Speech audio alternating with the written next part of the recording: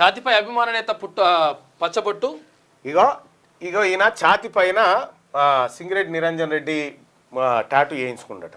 ఎవరు ఈయన? ఒక ఆయన తన అభిమాన నేతపై ప్రేమను చాటుకునేందుకు ఒక కార్యకర్త ఎదపై ఆయన పచ్చబొట్టు వేయించుకున్నాడు. కొన్నాళ్ళకు ఆ పచ్చబొట్టే ఆ నేతే తన గుండె ఆగకుండా కాపాడతారని, అంత్యక్రియల దాకా వెళ్ళిన తనను బతికిస్తాడని ఊహించలేకపోయాడు. వనపర్తి పట్టణంలోని పీర్లగుట్టలో జరిగిన ఈ వింత ఘటన సోమవారం వెలుగు చూసింది. ప్రత్యక్ష సాక్షులు తెలిపిన వివరాల మేరకు పట్టణానికి చెందిన తైలం రమేష్ తెలంగాణ ఉద్యమంలో చురుగ్గా పనిచేశారు. మాజీ మంత్రి సింగిరెడ్డి నిరంజన్ రెడ్డిపై అభిమానంతో ఛాతిపై ఆయన పచ్చబొట్టు వేయించుకున్నాడు. కొన్నాళ్ళుగా హైదరాబాద్లో ఉంటుండగా 3 రోజుల క్రితం వనపర్తి పీర్లగుట్టలోని 2 పడకల గదులని కాలనీలో బంధువుల ఇంటికి వచ్చాడు. ఆదివారం అల్పాహారం తిన్న తర్వాత అస్వస్థతకు గురయ్యారు. తర్వాత ఎలాంటి చలనం లేకపోవడంతో అందరూ చనిపోయారని భావించారు. కుటుంబ సభ్యులను పిలిచి అంత్యక్రియలకు సైతం ఏర్పాట్లు చేశారు. ఈ విషయం నిరంజన్ రెడ్డికి తెలిసి తన అభిమాన కార్యకర్త చివరి చూపు కోసం వచ్చారు. ఈ క్రమంలో రమేష్ ఎదపై ఉన్న పచ్చబొట్టును చూస్తుండగా ఊపిరి పీల్చుకుంటున్నట్టు అనుమానం వచ్చి వెంటనే రమేష్ పై ఉన్న పూలదండలు తీయించారు.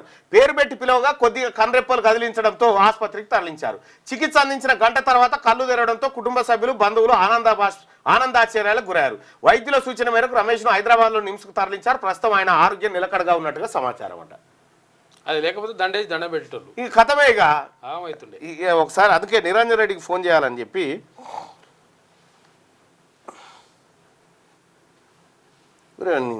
ఇది చాలా విచిత్రంగా ఉంది.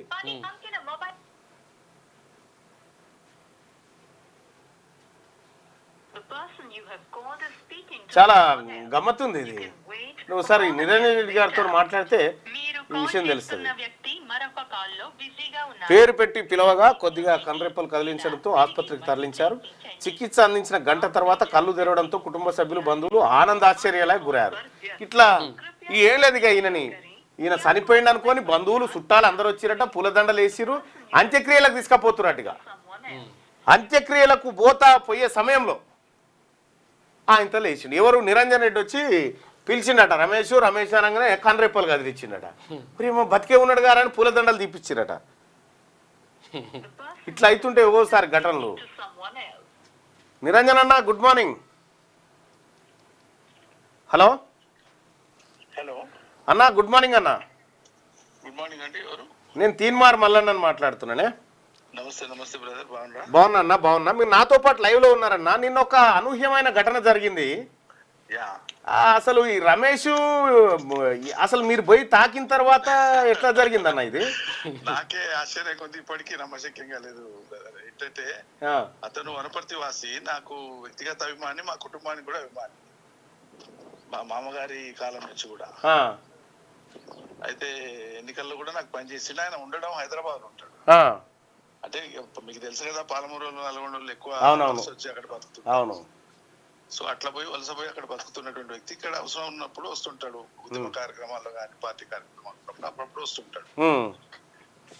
అయితే ఆయన మొన్న శుక్రవారమో శనివారమో వనపడితే వచ్చిందట, నాకు తెలీదు. వాళ్ళు ఎవరో కజిన్ ఉంటారు, పీర్లగుట్ట అని ఉంటుంది, అక్కడ కొన్ని డబుల్ బెడ్రూమ్ కట్టించింది మన టౌన్ లో. చాలా అక్కడ ఒక కాలనీ ఉంటుంది, అందులో వచ్చి ఉన్నాడు.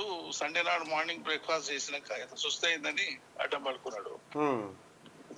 ఇక అడ్డం పడుకున్న తర్వాత కొద్దిసేపటికి వాళ్ళు ఎంత ప్రయత్నం చేసినా లేవలేదు. హాస్పిటల్ తీసుకుపోతే డాక్టర్ అన్నాడు చనిపోయింది అని చెప్పాను. అయ్యో.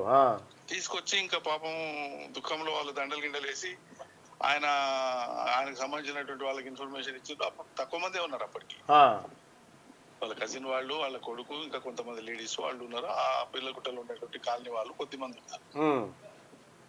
నాకు ఉదయం పూట అది జరంగానే నాకు సమాచారం ఇచ్చినారు. పిల్లోడు ఫోన్ చేసిండు ఎవరో, నేను పిల్లగుట్టకి వెళ్ళి ఫోన్ చేస్తున్నా సార్, ఇట్లా తైలం రమేష్ అంటే. నేను తైలం రమేష్ అంటే నా స్కూల్ అయితేసేపు ఆయన హైదరాబాద్ లో ఉంటాడు కాబట్టి ఇక్కడ ఉన్నాయని ఇంకెవరో అనుకుంటున్నా. ఆయన కాకుంటాడని ఆయన మీద దృష్టి పోలే నాకు అసలు, ఎందుకంటే ఆయన హైదరాబాద్ ఉంటాడు. అయితే నేను మనోళ్ళు జనరల్ గా ఆపదలు అయినప్పుడు చెప్తుంటారు, అది ఇన్ఫర్మేషన్ ఇస్తుంటారు మనోళ్ళు చూసుకోవాలన్నట్టు. సో నేను కొద్దిగా బిజీగా ఉన్నా. మన పార్టీ టౌన్ పార్టీ ప్రెసిడెంట్, జిల్లా పార్టీ ప్రెసిడెంట్ సార్ తమ్మి అని చెప్పిన. లేదు సార్ మీరు రావాలి ఖచ్చితంగా సార్, మీ అభిమాని సార్ ఆయన. సరేలే అట్లే వస్తాను. మధ్యాహ్నం వరకు నేను వేరే కార్యక్రమాల మీద తిరుగుతుంటే 2 అయింది.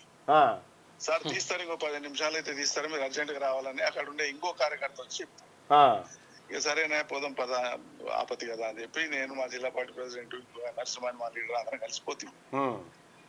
పోయి తీరా చూస్తానంటే మనిషి ఈయన ఉన్నాడు ఆ. రమేష్. అచ్చా. నా వ్యక్తిగత అభిమాని, నా కార్యకర్త హైదరాబాద్ లో ఉంటే ఆయన, నేను ఇక్కడికి ఎందుకు వచ్చిండి ఈయనకేమైంది అసలు, ఇదేంటి ఆశ్చర్యం, మీరు ఎట్లా చేస్తుంది, ఏమైంది అని నేను షాక్ గురే వాళ్ళ ప్రశ్నల మీద ప్రశ్నలు వేస్తాను. ఏమో సార్ ఏమైందో తెలియదు సార్, వచ్చిండు ఉన్నాడు మంచిగా తిన్నాడు ఇట్లా అయిందని వాళ్ళు ఏడ్చుకుంటే వాళ్ళు చెప్తారు.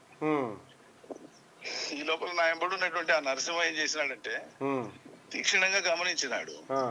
ఆయనకి ఎందుకు అనుమానం వచ్చిందో తెలియదు, ఈ పొట్ట భాగము కదిలినట్లు అనిపించింది ఆయనకు. శ్వాస తీసుకుంటే ఇట్లా కదులుతుంది కదా, లైట్ గా కదిలింది. సార్ సార్ సార్ ఒకసారి గమనించండి సార్, చూడండి సార్ పొట్ట కదులుతుంది సార్ అన్నాడు. నేను గమనిస్తే కదులుతా ఉంది. నేను అర్జెంట్ గా దండలు తీయడమ్మా అని చెప్పి కోపడి దండలు తీపిచ్చేసి చాలా గట్టిగా ఇల్లు ఇచ్చుకపోయేటంత గట్టిగా రమేష్ రమేష్ రమేష్ అని 5-6 సార్లు. అంటే కళ్ళు తెరవలేదు కానీ కనుగుడ్లు కదులుతున్నాయి లోపల. ఇక నేను అన్న ఈయన బతికే ఉన్నాడు, అర్జెంట్ గా తీయండి, షిఫ్ట్ చేయండి అని అంబులెన్స్ ఫోన్ చేసి హాస్పిటల్ తీసుకుపోతే, హాస్పిటల్ పోయినాక కొద్దిసేపు ట్రీట్మెంట్ చేసినాక కొంచెం సుస్తుంది, ఇక్కడ కాదు మహబూబ్నగర్ పంపేయండి అంటే మళ్ళీ అటు పంపిస్తే మళ్ళీ అక్కడి నుంచి నిమ్స్కి పోయినారు. అక్కడ దాకా మనిషిని పెట్టి ఎంబడి పెట్టి మానిటర్ చేయించిన. చాలా విచిత్రంగా ఉందన్న, పొద్దున్న నుంచి మీరు వచ్చేదాకా 2 గంటల దాకా మనిషి. అదే నాకు ఇట్లా ఇట్లా గిచ్చుకొని చూస్తున్నా, ఇది నిజమేనా. మళ్ళీ మాట్లాడిరన్నా ఆయనతో?